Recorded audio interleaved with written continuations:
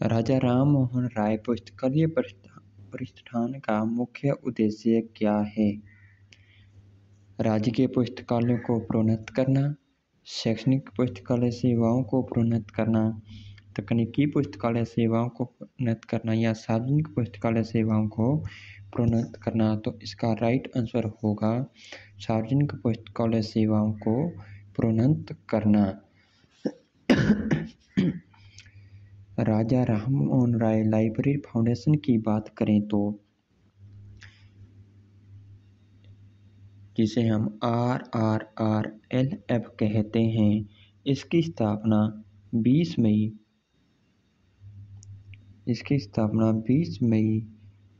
1972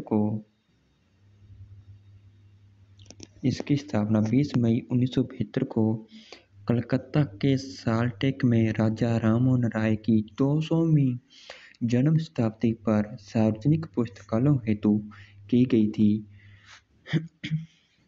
यह भारत सरकार के मानव संसाधन विकास मंत्रालय के संस्कृति विभाग के अधीन एक स्वायत्तशासी संस्थान के रूप में कार्यरत है।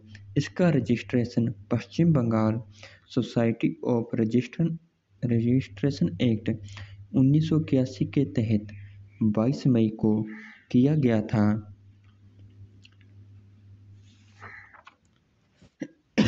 इसका मुख्य कार्यालय कलकत्ता में है। इसके 4 क्षेत्रीय कार्यालय हैं, जो कि दिल्ली, मुंबई, चेन्नई व असम के अंदर है। इसके वर्तमान चेयरमैन अजय प्रताप सिंह हैं। RRLF के 4 प्रमुख उद्देश्य हैं, जिसमें है सार्वजनिक पुस्तकालयों को अनुदान देना, सार्वजनिक पुस्तकालय अधिनियम लागू करवाना, पुस्तकालय आंदोलन को बढ़ावा देना और राष्ट्रीय पुस्तकालय नीति का निर्माण करना। RRLF के द्वारा टैगोर बिब्लियोग्राफी का प्रकाशन किया जाता है। राजा राममोहन राय बिब्लियोग्राफी का प्रकाशन किया जाता है। RRLF न्यूज़लेटर, जो कि 1981 में शुरू हुई, जो कि द्विमासिक है, अर्थात 2 महीनों में एक बार प्रकाशित होती है।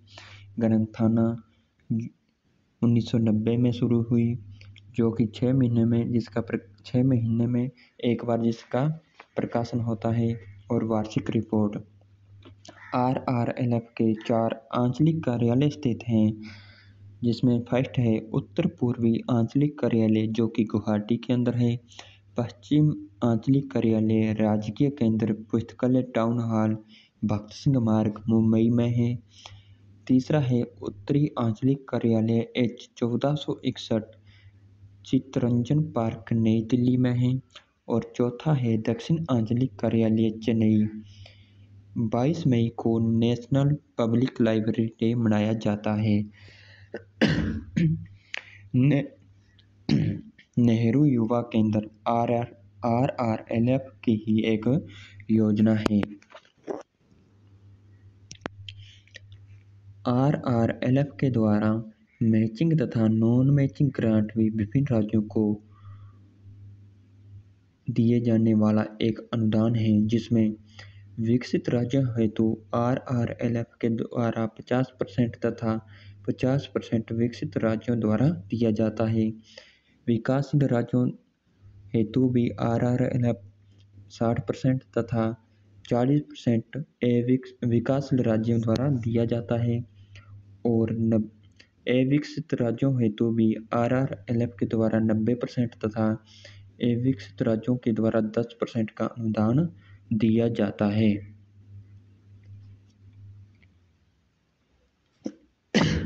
नेक्स्ट क्वेश्चन है, प्रकाशनों की सार्वभौमिक उपलब्धता UAP कार्यक्रम किससे संबंधित है? International federation of library association and institution IFLA के द्वारा, या ALA Indian library association ILA Indian library association के द्वारा, या IJLIC Indian association of special libraries and information centre के द्वारा, या ALA अमेरिकन लाइब्रेरी एसोसिएशन के द्वारा। जो UAP कार्यक्रम है, वह इफ्ला से संबंधित है? तो ऑप्शन नंबर 1 राइट हो जाएगा, international federation of library association and institution.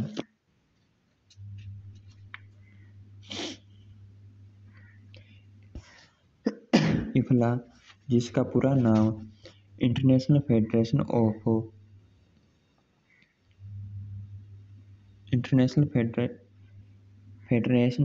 Library association and institution है, इसकी स्थापना 30 सितंबर 1927 में की गई थी।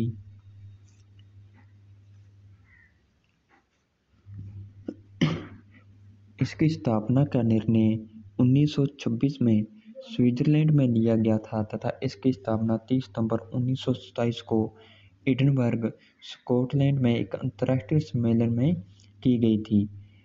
इफ्ला ने 2017 में अपना 90वां जन्मदिन मनाया था। स्थापना के समय इफ्ला का पूरा नाम international federation of library association था तथा इसमें इंस्टीट्यूशन शब्द 1976 में जोड़ा गया।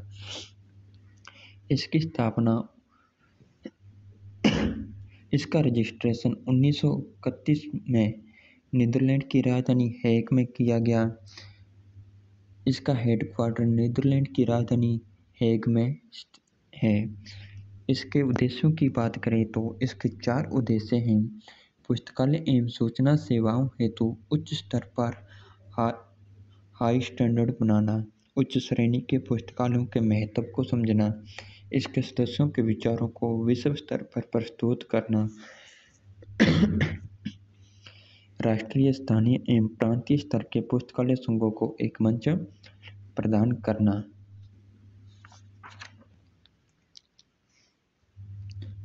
इसके वर्तमान अध्यक्ष विकी मैकडोनाल्ड हैं।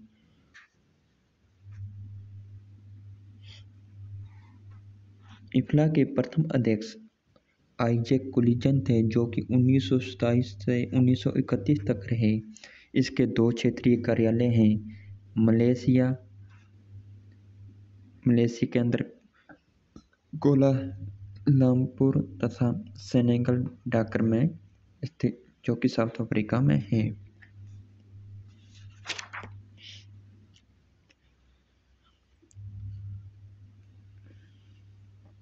इफ्ला के द्वारा यूएपी जिसका पूरा नाम यूनिवर्सल एवेलेबिलिटी ऑफ पब्लिकेशन है, इसकी शुरुआत 1982 में की गई थी।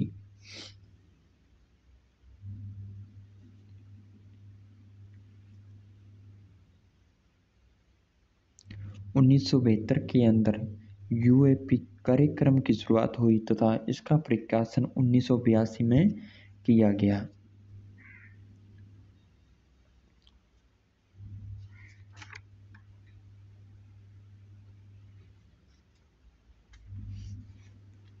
इफ्ला के द्वारा अनेक प्रकाशन भी किए जाते हैं, जिसमें इफ्ला जर्नल जिसकी आवृत्ति त्रैमासिक है, इफ्ला एनुअल जिसकी आवृत्ति वार्षिक है, इफ्ला डायरेक्टरी ऑफ एसोसिएशन जिसकी आवृत्ति अर्धवार्षिक है, इफ्ला कॉन्फ्रेंस प्रोसीडिंग जिसकी आवृत्ति वार्षिक है।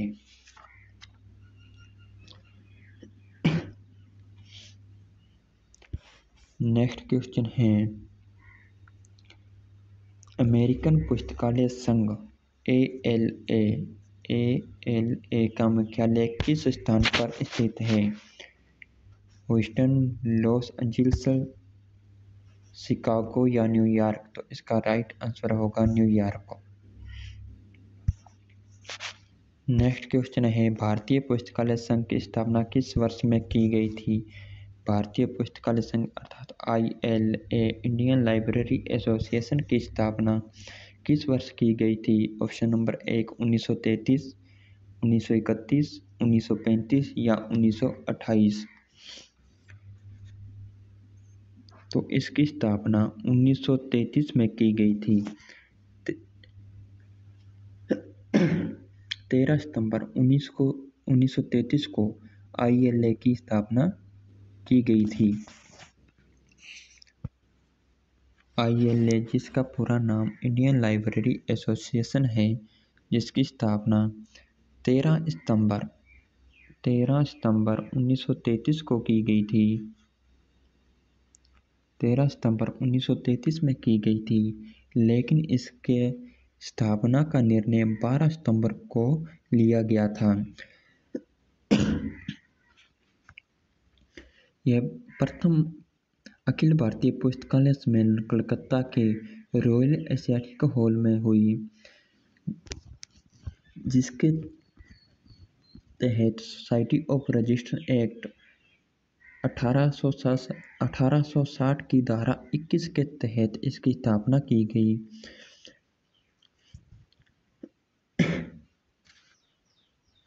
इसका संविधान 1933 में बना तथा 1949 में लागू हुआ, जिसमें 3 बार संशोधन हुआ। 1964, 1981 और 1984 में अंतिम संशोधन के बाद 5 जनवरी 1987 से यह प्रभावी है। ILA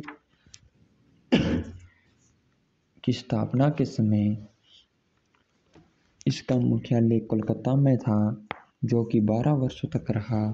फिर 1946 से 1953 तक ये दिल्ली विश्वविद्यालय में, 1954 से 1963 तक कलकत्ता विश्वविद्यालय कलकत्ता में, फिर 1964 से 1981 तक दिल्ली पब्लिक लाइब्रेरी में तथा 1982 से यह मुखर्जी नगर नई दिल्ली में स्थित है।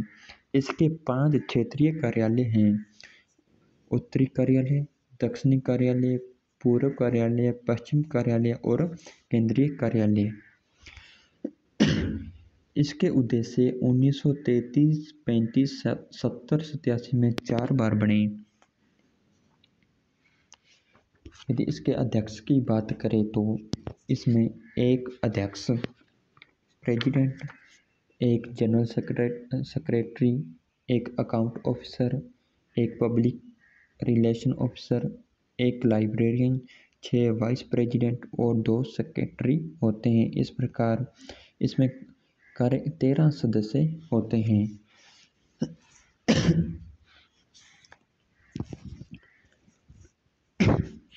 इसके प्रथम अध्यक्ष M.O. थॉमस थे, जो कि 1933 से 1937 तक रहे, और इसके प्रथम सचिव K.M. असादुल्ला थे। इसके वर्तमान अध्यक्ष डॉक्टर मोहन राम भाऊ खड़गे हैं और इसके वर्तमान महासचिव डॉक्टर O.N. चौबे हैं और वर्तमान लाइब्रेरियन डॉक्टर राकेश कुमार हैं। यदि हम ILA में वित्त का प्रावधान की बात करें तो ILA को वित्त सरकारी अनुदान द्वारा, दान या उपहार द्वारा, सदस्यता शुल्क द्वारा, भवन फंड द्वारा, RRLF द्वारा और स्थानीय एवं राज्य सरकार द्वारा वित्त का प्रावधान किया जाता है। ILA के द्वारा अनेक प्रकार के प्रकाशन भी किए जाते हैं, जिसमें ILA बुलेटिन, जो कि 1942 में शुरू हुई और 1946 में बंद हो गई। यह ILA की एक ऑफिशियल पत्रिका थी जो त्रैमासिक थी। 1975 में यह पुनः प्रारंभ होगी। ILA न्यूज़लेटर, जिसकी आवृत्ति मासिक है और यह 1948 में शुरू हुई। यह ILA के सदस्यों को निःशुल्क रूप से भेजी जाती है, जिसमें ILA की नियमित गतिविधियों की जानकारी होती है। एबजिला, जिसका पूरा नाम एनास बुलेटिन ग्रंथालय ऑफ इंडियन लाइब्रेरी एसोसिएशन है, जो कि 1949 में शुरू हुआ और 1953 में बंद हुआ। यह भी एक त्रैमासिक पत्रिका थी। एबजिला के स्थान पर जिला, जिसका पूरा नाम journal of Indian library association, जिसकी आवृत्ति त्रैमासिक है, 1965 में शुरू की गई।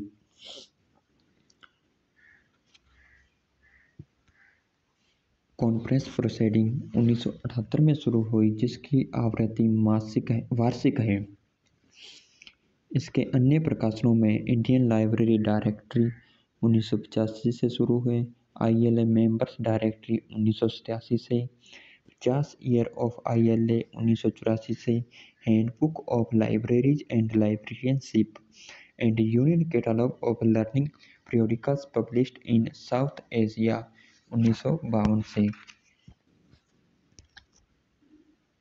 ILA के द्वारा अनेक प्रकार के अवार्ड भी दिए जाते हैं, जिसमें doctor PHG Kumar life time achievement award, Kaula best librarian award, doctor LM Padhyay सर्वश्रेष्ठ विश्वविद्यालय पुस्तकालय award, ILA Girvani Deshpande best academic librarian award, ILA SM Ganguly best school library award, ILA doctor K Padma Umavati और KS Umavati fellowship in library and information science award और ILA CD Sharma पुरस्कार award.